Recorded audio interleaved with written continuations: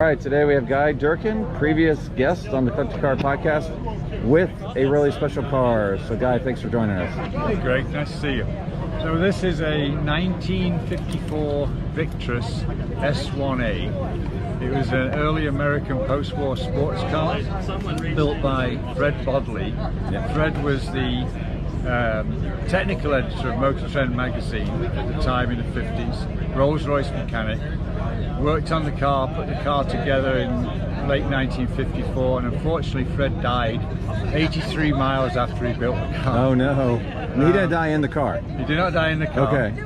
But the car was photographed in Trend Publications, Peterson Publications offices. The second owner got a note from Wally Parks congratulating him on his purchase.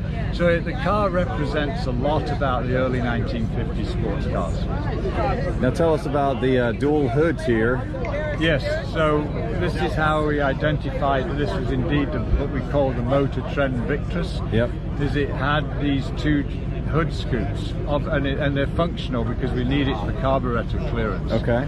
But we found this car in about 2007, 2008 on a wood pile in Oregon in a most horrible condition, but brought it back, and I'm glad we did. We didn't really alter the car that much. It's built on a 1940s Ford chassis, has a flathead Ford powertrain, 3-speed transmission. So is it like a 235 V8, 215, Yes. something like Yeah, that? yeah. All right.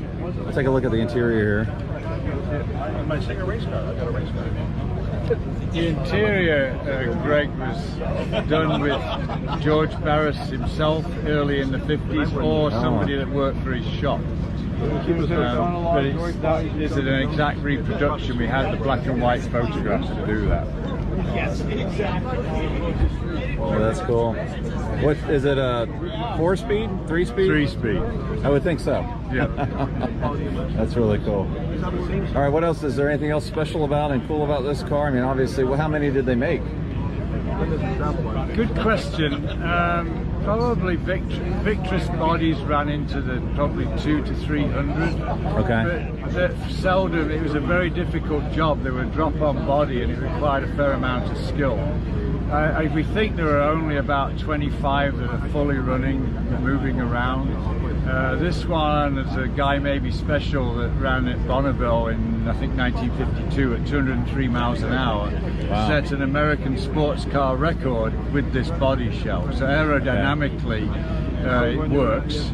The rear of the car was a takeoff from a BMW in the late 1930s called the Bugle Falte. It ran at Mille Migli, and the Dr. Cam, the famous aerodynamicist, built those long tails for that purpose.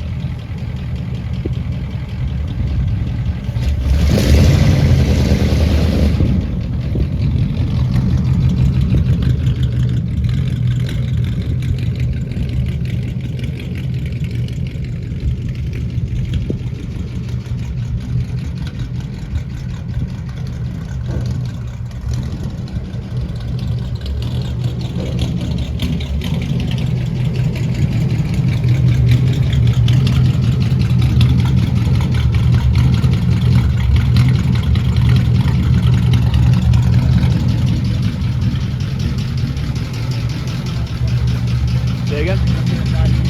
Yep.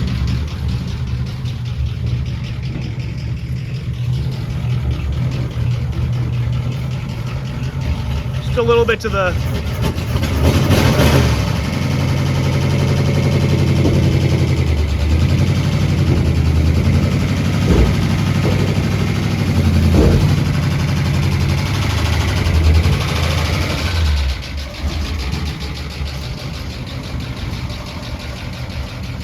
Come forward.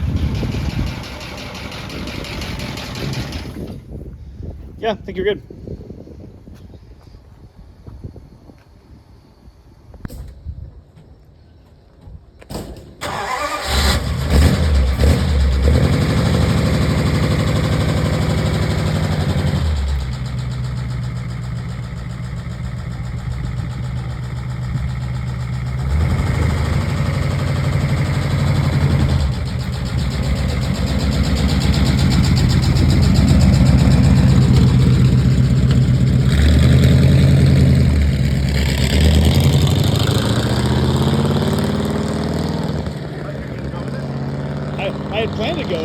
Unless he had other plans. Just said peace out. Say, I want to go. No, I know. I think he's just. It's like, oh, I've forgotten something. That's So my okay. dreams in 1968 Ford Mustang Wimbledon white with blue on. 66. And a 68 Cougar, white and white. Yeah, I like the front end of this. And I haven't driven that. I've driven Steve Steer's car. Oh, really? I was trying to show him explain what the Lamar is. I don't know, I'm not a race car person. He's a race car person.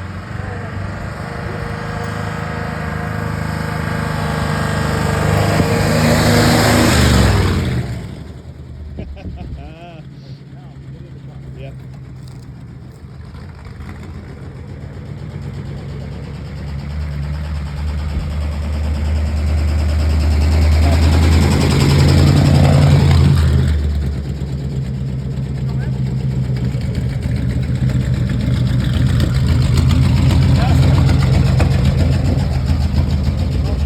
Yep. Right? Your parking lights are on, but not your headlights.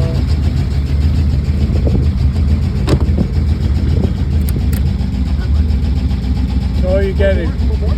Yeah, I tried it. I thought it did work once. We're going for a run.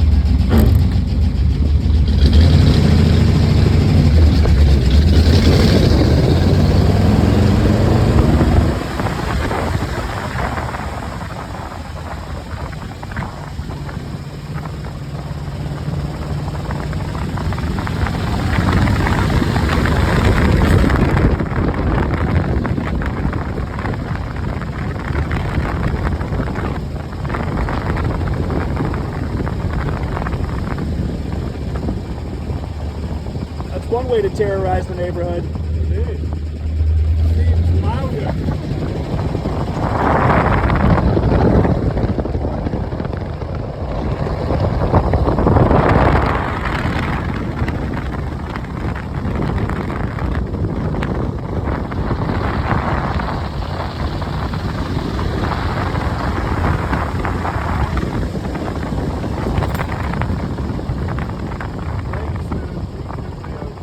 That's good.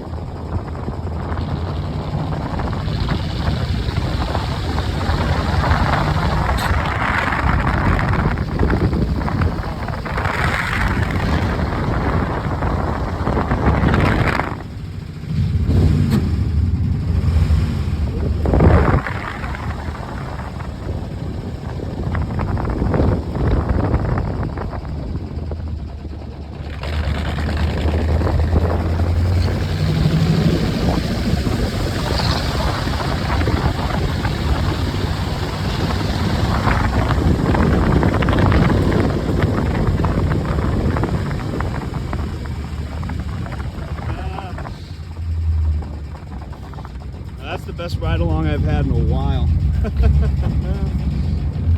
are you doing with the job? This looks good. I don't know what Ralph did, but it seems to run like twice as well. I don't know if there's a pull or a release, yeah, because it goes forward. But it's not going to leak. No.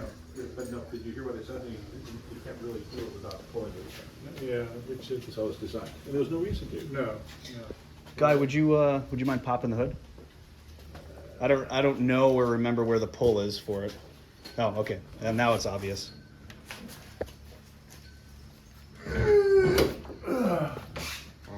Oh, this is good. We solved the collapsing hose problem with. Yes, he did. With Hard the pipe. you gave him. I got those, yeah. And I actually was concerned how they would look, but I think it's fine. One thing you might want to do is tighten those up again. We lost some of the belly tank after our Oh, first or okay. second run. Even right now, I would stand back. Okay. I haven't watched it. No, So- stand back a little bit, guys, because I've had these, because right now the pressure is building. Right. Because of the heat. Okay. I had one explode like that. Because you have to heat it, cool it, guy, you know. And Yeah, then after a that's couple cycles. interesting. Does it have dual bulb brakes? Or single bulb? So. Got it. I don't even need to ask the questions. He's doing a great job for me. What you may know. Yeah. I think that's a single feed master cylinder. Oh, they don't. Oh, yeah, Yeah, they're all single. Unless we tell them. Yeah. And it's just, it's drum all four corners, I believe. You've got two, if one of the cylinders went off, you'd still have one set of brakes. If you lost your fluid, you'd have no brakes. So are you familiar with Barris Customs, George Barris, famous customizer in the 50s? So he actually did the interior design for this car originally. So George Barris had a hot rod shop in California throughout the 1950s. And when this car was built, there was kind of a group of guys that everybody knew each other. And the interior was needed to be installed. And this interior was designed and installed at George Barris's shop. So whether he had some of his hands on it or whether he gave it to one of his workers, it doesn't really matter. But that advantage that we had is that the Peterson Museum archives still had black and white photographs of this car back in 1954 when it was in the showroom at Trend Publications. So it was extremely detailed, so we were able to reproduce this interior exactly. Right. And this was damaged in the fire when the car had been burned, or was it long gone by the time you'd gotten to it? So Fred Bodley built the car, did 83 miles and died. Then a co-worker Don Fell. advertised the car Don Fell. on behalf of the estate. Okay. And it was bought by Chuck Glover, who drove the car from LA up to Oregon and used the car for 5 or 6 years into the late 1950s. And he sold it to a gentleman that decided he needed to put more power in than the flathead that was in it. So he had an Oldsmobile rocket motor. And somewhere in that installation, there was clearly a carburetor fire. So when I got the car as a whole, all of the cowl area here was burned, as was much of the hood. But we had the second hood scoop. And Jeff Hacker, fortunately, was able to identify the car based on the double hood scoop as the car that was in the offices at Motor Trend. And the unique windshield posts. Yes. And the unique dashboard that was there at the time. And in my view, There were a couple clues. I know Victress built more vertical posts. I think this is the right rake for the look of the car. Yeah. So, and Fred Bodley was a Rolls-Royce mechanic, and when I took the body off the car back in, I think it was about 2007 or 8, he'd done some sports car cross bracing in the firewalls, front and rear. The way that the body was attached was the right way you're supposed to attach a body. It was clearly done by a professional versus someone that wasn't sure what they were doing. And I think he, from our best guess, he probably built this in about 9 months. Because he had it finished around the end of 1954, going into 1955. Great. What else can I? Well, I mean, you're a fairly tall guy, and does this actually sit down between the frame rails, or is it actually more like those in the Aero where you're kind of right on the floor and you have to just deal with the fact that you're tall and kind of seen over the windshield? Because obviously it's got a great rake to it, but I mean, we didn't do this. So Fred Bodley moved the frame rails out when he built the original frame. great. The blue and silver bias that I used to have, when I first got that, you sat in a space 12.5 inches, which for me, being skinny, I could just get in. But no, so the good news is we didn't have to mess with this chassis. Great. It is what it is. Yeah, and you guys were really careful to kind of preserve the way Yes. Fred had built the car, right? Because you could make a mistake, well, not a mistake, Right. some people don't consider it a mistake, but over-restore, right? Like, I mean, the original welds that he did in some places, they're kind of emblematic of what they had in that era. They're not beautiful per se, like the way modern welds are, but you wanted to preserve that part of the legacy of the car. We did debate that. I mean, there were some people that would grind down the old stick welding and re-weld certain parts of the car. We just left it the way it was. But obviously, if there was something that was dangerous, we fixed it. Right. And there were one or two rust holes, but we were really fortunate the car was in really good shape, even though it had been outside in Oregon for years and years and years. Trying to remember. When we put the car together early on, one of the mistakes of most builders is to make the driving cockpit really short. Mm-hmm. So I did extend the footwell? firewall bump out so that I could actually get the pedals further away from me. And that's my car, I made that modification. Yeah. Otherwise I'm suffering all the time. Right. Well, it's a reasonable modification to make. I don't think anybody faults you for that.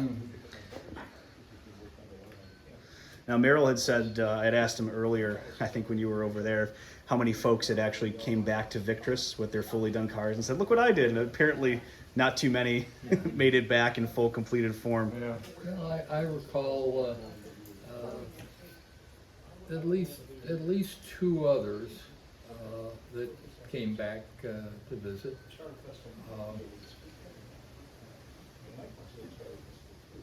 Can't remember the Yeah. names now. Do you recall if those were S1s or were they your design? S1s. Okay, for the C2, Yeah. C3. Got it. Yeah, I suppose, I mean, I would imagine, Merrill, that people that started to buy them were sort of local.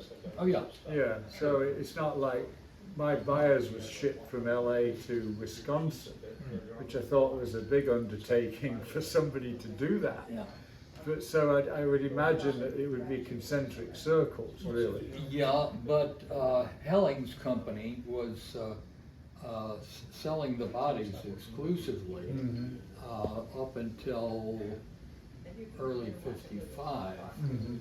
So, and Helling's had a mail order business of auto hot rod parts. Yep. So he may have shipped a number of them. Yeah, yeah.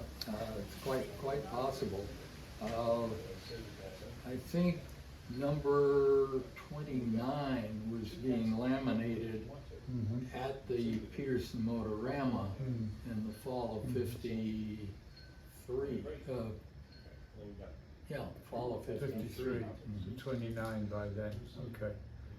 So Merrill, when the C2 and C3 coupes were an option, were these still being produced kind of in tandem? I mean, you were making them as orders were coming in, Yeah. but when you guys introduced the coupe, did you see kind of a change with those being moved over to being more popular, more orders coming in, or was it kind of steady for all the models across the board? No, the C2 being MG size didn't have a lot of interest.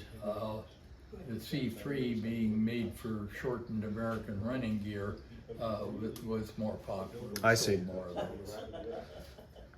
Great. Mike, I do want to speak to the hubcaps on this car. Yes. Let's take a So they are Studebaker hubcaps from the early 50s. 1953. 53, Merrill tells me. And we must have bought 15 to 20 to try to find 4 that weren't dented. Finally, Jeff found somebody in Indiana with new old stock, and I snatched them. So that's what it took 10 years to find a hubcap. Well, Indiana makes sense, right? Because Studebaker was out Yeah. of South Bend, Yes, so yeah. they didn't get too far from the Yeah. factory by the sounds of it. And That's one fantastic. One little sort of sidebar is that the hubcaps were used as a logo for a Motorama in California. It's Oh, kind of really? an art theme. Huh, I didn't know that. There's this great windshield post again. Now, you'll have to remind me too on the windshield post, were you lucky enough to have these or were these reproduced? So, we had these and we reproduced some. Ah, okay. And the ones that were reproduced were not a good representation. So I had these refurbished and re-chromed. Great. And actually, in the end, they were less money than having the ones reproduced. Yeah. Can't go wrong with original parts when it's a possibility. All right, great.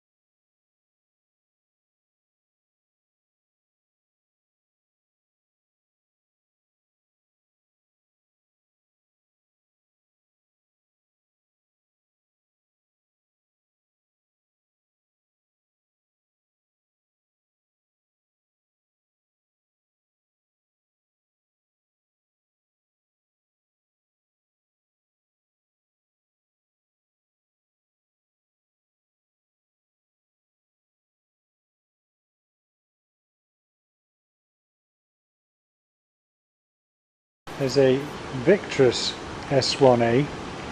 This Victress was built by Fred Bodley, Motor Trend technical expert, technical writer. Also ran a Rolls-Royce repair company at the same time as working for Motor Trend in the early days. This car, we think, was built in 1954. Fred drove the car to work, and it was displayed in the Motor Trend offices in California. What you can tell from where we are, I hope, is that we have now, for the first time in about 56 years, separated the body from the rolling chassis, which is a 1940 to 48 Ford. Originally had a flathead motor. We're having a little problem in that I ran out of movement at the top of my very fancy come-along lifting device. So we're going to be back with you in a couple of minutes, and we'll hopefully have made some progress here. So we've just restrung this fine set of devices here. I'm about to keep cranking on the come along, give myself another 6 or 7 inches to clear what amounts to about 2 or 3 inches, and with a bit of luck we're going to be able to roll the chassis out.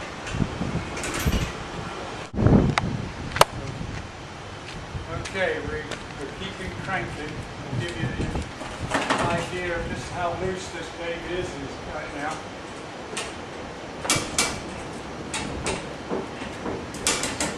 We're already there. Alright, good time to do some more inspecting. So we'll be stepping out for a second.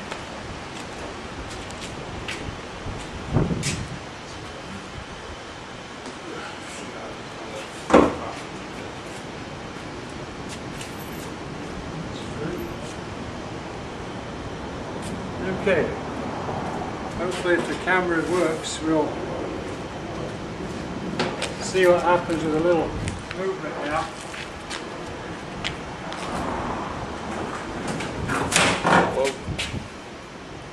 A minor adjustment problem, but you can tell the method that we're going to use here, tried and tested just after the first stone wheel was made.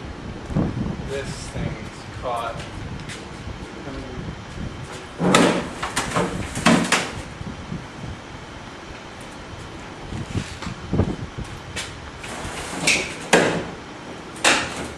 But this is gonna hit the wheel as well.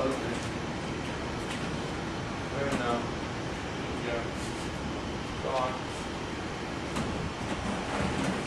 Okay. Go on.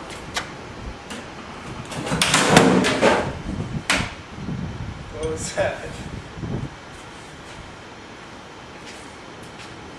So there's some inner fender wells here. Let me just see what the view. Is it running, Jeff? Yeah.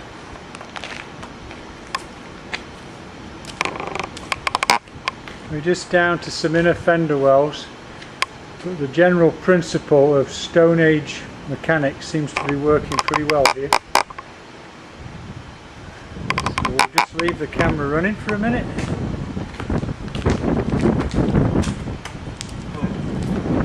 That's it. You're gonna have to get Unless you take a look at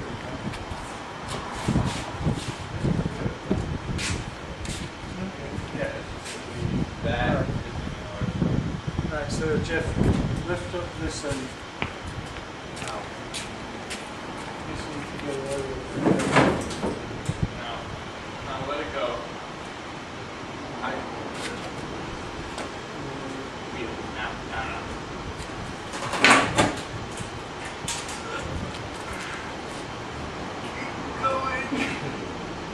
And a good resting spot. Wait, no, this thing's gonna break the lip. Look. Oh, yeah. Maybe not a good resting spot. Okay, try that bit, Jeff. Let go, see what happens. Okay. So we're taking a break. We'll be Run over the camera. down back in just a second. Oops, panning out. I don't think we are panned out. So here we go. One of the things I've noticed already is there's practically no rust. It obviously doesn't look like it was made yesterday, but from an old car's perspective, this is a real nice find. One of the other things we noticed during the disassembly process is the use of appropriate hardware and very nice mountings. So give us another few minutes here, and I think we'll have this thing off.